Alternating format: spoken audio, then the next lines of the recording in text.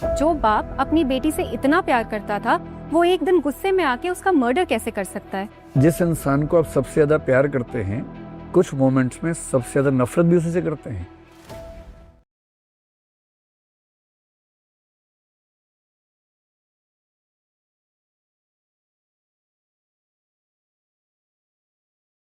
पिछले ही हफ्ता हमने एक केस देखा जहां 25 साल की एक टेनिस की खिलाड़ी जो गुड़गांव में रहती थी, उनका मैं नाम नहीं लेना चाहूंगी, मगर उनकी हत्या हो गई।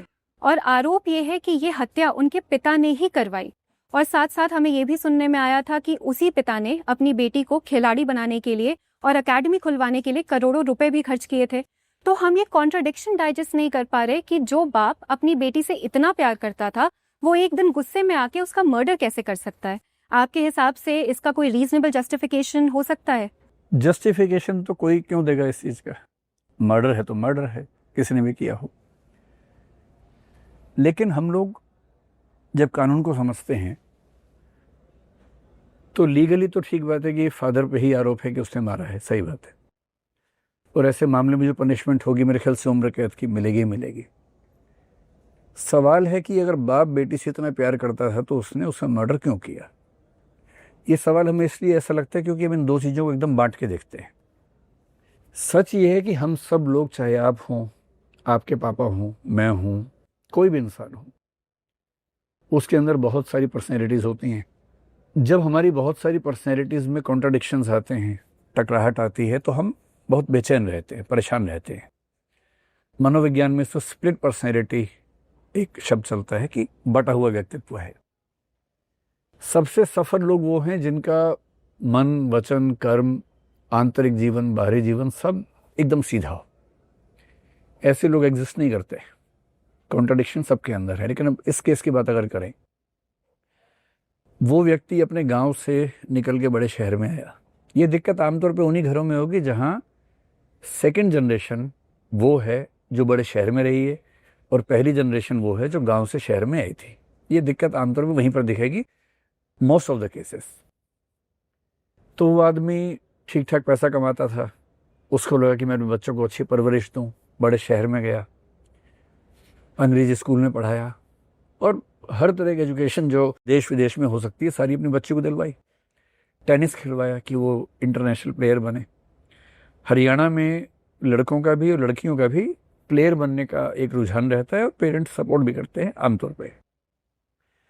होता क्या है कि जब हम बच्चों को पढ़ने के लिए भेजते हैं बड़े शहरों में, बड़े स्कूलों में, हम चाहते हैं कि वो सीख ले, वहाँ से इंग्लिश सीखे, टेनिस सीखे, गणित सीखे, लेकिन जो सामाजिक परंपराएं परिवार की हैं पिछली पीढ़ियों की, उनमें विचलन नहीं होना चाहिए। पर जब बच्चा स्कूल में जाएगा, कॉलेज में जाएगा, तो पूरा व्यक्तित्व लेके गया है, नए दोस्त भी बनेंगे, नया माहौल मिलेगा। बाप का एक पैर गुड़गांव में है, एक गांव में है, गांव के सब दोस्त उसके वहीं पर हैं, जात बिरादरी के लोग बात करते हैं। वो हर सप्ताह वहाँ जाता है तो जात बिरादरी बैठती है, सबके घरों पर बात होती है। तो वहाँ कुछ लोग कहते होंगे कि भाई तेरी छोरी हाथ से निकल गई। ये सुन के इतना खराब लगता होगा कि उस बाप के नज़रिए से देखेंगे तो उसकी तो ज़िंदगी अपना समाज है, बिरादरी है। हम सब अपने अपने समाज से जुड़े हुए हैं और जो समाज से कट गया है, जिसको मार्जिनलाइज्ड पर्सन कहते हैं, सीमांत व्यक्तित्व कहते हैं, उसे जीना बहुत मुश्किल है। हम सबको समाज चाहिए। पिता का जो समाज है वो उसको बार बार उलाहने दे रहा है, उपलम्ब दे रहा है, नाराज हो रहा है, व्यंग्य कर रहा है, वो नहीं झेल पा रहा। वो बेटी से बात करता है, बेटी नए समाज की है, उसे अपनी एकेडमी खोलनी है, वो बचपन से उसी माहौल में रही है, उसको वो माहौल प्रभावित नहीं करता जो पिता को करता है। वो रिक्वेस्ट करती होगी, माँ का ज़्यादा संबंध परिवार के अंदर रहा, अनुमान हम कर सकते हैं, तो वो बच्ची की साइड लेती होगी। एक समय के बाद ये कॉन्ट्रडिक्शन इतना बढ़ गया होगा। अब पिता के पास दो ऑप्शंस हैं, बेटी के पास भी दो ऑप्शंस हैं। या तो बेटी अपनी पूरी नई जिंदगी को भूल के पिता के हिसाब से, उस परंपरागत समाज के हिसाब से जिए जैसा पिता चाहते हैं, वैसा वो नहीं कर पा रही होगी। आसान भी नहीं है। पिता के पास ऑप्शन ये है कि भाई या तो मेरी बात मान लो, मेरे हिसाब से रहो, क्योंकि मैं सामाजिक अपमान नहीं झेल पा रहा हूं, या फिर मैं तुम्हें मार दूंगा। एक तीसरा ऑप्शन भी था कि मैं तुमसे संबंध तोड़ लूँगा। वो ऑप्शन दिमाग में नहीं आया होगा या आने दिया नहीं होगा किसी ने। और ऐसे में जब ये कॉन्ट्राडिक्शंस बहुत बढ़ते हैं और लोग नहीं झेल पाते तो ऐसी हरकत करते हैं। मेरे ख्याल से जो पिता है एक कमज़ोर व्यक्ति है जो अपने समाज की आलोचनाओं को सहन नहीं कर पाया, अपनी बेटी को मार दिया। बहुत बेहतर होता कि अपने समाज से कहता कि भैया जो करना कर लो, मैं भी बेटी के साथ खड़ा हूँ। इतना साहस ना हो पाता तो कम से कम ये कहता कि ऐसा है, मेरी बेटी से मेरा संबंध खत्म हो गया और मेरी बात नहीं मानती, जो करना करे, मेरा संबंध नहीं।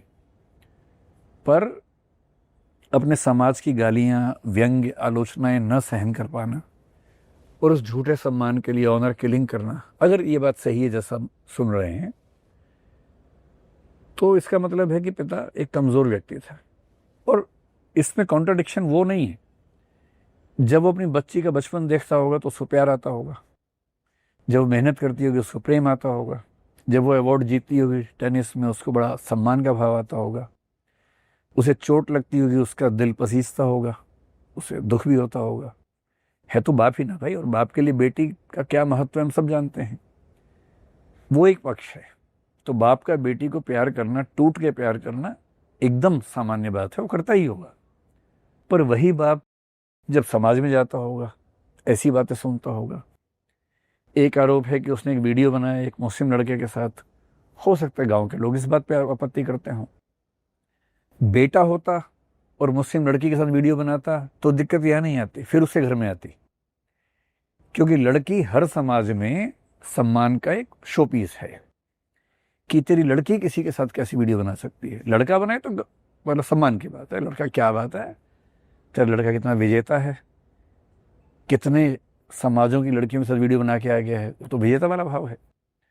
पर लड़की का वीडियो बन जाए और वो बाहर आए, लोग आलोचना करें, तो झेलना परंपरागत लोगों के लिए बड़ा मुश्किल होता है।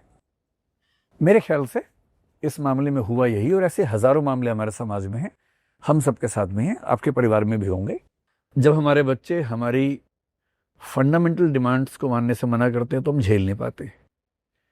पर रिस्पॉन्ड कैसे करना चाहिए वो ट्रेनिंग शायद हमारे समाज में कम है।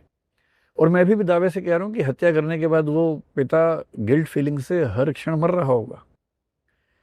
इतना प्लेन नहीं देखना है, ब्लैक एंड व्हाइट में नहीं देखना है कि हत्यारा है, गंदा है। हत्या एक मोमेंट में कर दी होगी, उसके बाद जिंदगी भर तिल तिल के घुलेगा वो आदमी कि उसने अपनी बेटी को मारा है। मजाक नहीं है। जितना मनोविज्ञान मैं समझता हूँ, इतना एक तरफा नहीं है कि बुरा आदमी है, अच्छा आदमी है।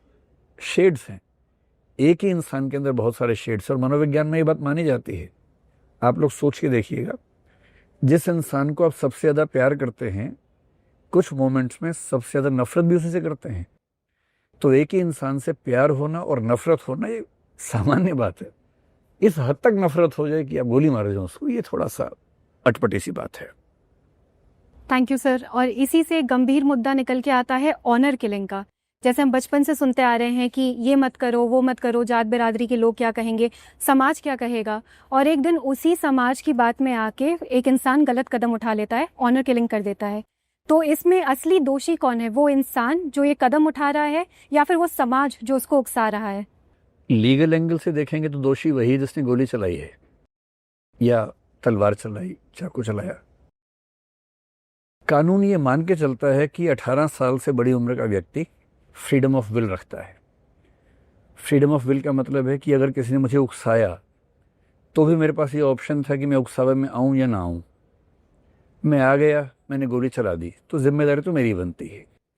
तो लीगली तो रिस्पॉन्सिबल वही व्यक्ति जिसने हत्या की है, उम्र कैद उसी को होगी। ज़्यादा से ज़्यादा ये हो सकता है कि अगर ऐसे प्रूफ मिलते हैं कि कुछ लोगों ने उसको उकसाया था, और उकसाने का मतलब क्या है, अगर ये कहा था कि बेटी हाथ से निकल गई है तो ये उकसावा नहीं है। अगर ये कहा कि बेटी को मार दो, गोली मार दो उसको, मैं होता मार देता गोली, ऐसी बातें की हैं, तो एबेटमेंट जैसा कोई क्राइम उस पर हो सकता है कि बने। लेकिन अगर हम थोड़ा ब्रॉड पर्सपेक्टिव में देखें तो मेरा ख्याल है कि जिम्मेदारी समाज की ज़्यादा है। मजबूत से मजबूत इंसान भी जब पूरा समाज उसके पीछे पड़ जाए वो झेल नहीं पाता है। परिवार कोई नहीं झेल पाते हैं। आपके परिवार में 5 लोग हैं, बाकी चारों आपके पीछे पड़ जाए, रोज़ दबाव बनाए, सुबह से रात तक दबाव बनाए, कब तक आप झेल पाएंगे? एक समय के बाद अंत में आप वो कर बैठेंगे जो परिवार चाहता है आपका। अब जात बिरादरी अगर ऐसा करने लगे, गांव के 100 लोग हैं, 100 के 100 ऐसी बात कह रहे हैं, उकसा रहे हैं, प्रेरित कर रहे हैं, कब तक कोई झेलेगा इस चीज को? तो सच बात है कि ऑनर किलिंग जैसे मामलों में नैतिक अपराध तो समाज की ओर से होता है, कहीं भी हो, भारत में हो, यूरोप में भी होते रहे हैं, अमेरिका में भी होते रहे हैं। अभी अमेरिका में ब्लैक्स एंड वाइट्स के अपराध जो होते हैं उसमें वो वाला भाव होता है। ऐसे कई अपराध हुए हैं, किसी ब्लैक व्यक्ति को सिर्फ इसलिए मारा गया कि हमारे ऑनर के खिलाफ उसने काम कर दिया है। कितने ऐसे केसेस हैं। कैशियस क्ले मतलब ओलंपिक गोल्ड मेडलिस्ट था, उसके साथ ये सब घटनाएं हुई। उसने अपना ओलंपिक गोल्ड मेडल फेंक दिया था नदी के अंदर इसी वजह से, नाराज होके।